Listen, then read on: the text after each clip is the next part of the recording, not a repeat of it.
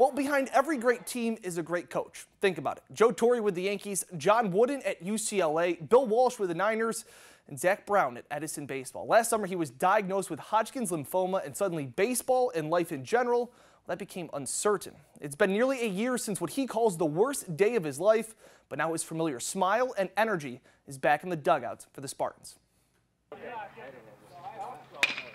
What I can do is look forward to the future, and that's not something I was always able to do with the C word. Yeah, being able to look forward to the future and make plans. I love making plans. For the first time in nearly 12 months, Zach Brown can make those plans in a good way. The last time we talked to him, he was away from teaching in his baseball team and was battling uncertainty. Now in remission, Brown is back and still battling. I'm tired. I just get tired. I'm still feeling the effects. But it's so hard to stay away from these guys. I mean, you know, I've come up with these guys. I mean, and some of them are knuckleheads, but they're my knuckleheads.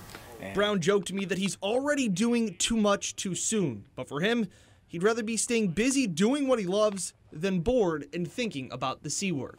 And when I have idle time, you know, you think about that stuff. And sometimes you think about some of the negative things and they can creep. But overall, that stuff vacates you. And because I generally try to be optimistic about things, obviously. And you need to be in this situation. For Brown, he's never felt alone on this journey. If you make it out to an Edison baseball game, you'll see plenty of blue and orange, but you may think that the school has adopted a new color, lime green, symbolizing Hodgkin's lymphoma awareness, and you'll see it all over the Heights, which is something to this day keeps the talkative Brown speechless. I don't even know what to say and respond. I thank people, I hug people, you know, I share a tear with some people, shake their hands, and you know, you just say thank you. Mm-hmm. And it is incredibly overwhelming, that whole piece. Yeah. And yeah, it's part of the reason you really want to be here. Yeah. It's the kind of people they are. Now things are somewhat back to normal for Brown. He's back at school and at baseball, and the scans look promising. These last 10 months have put everything into perspective.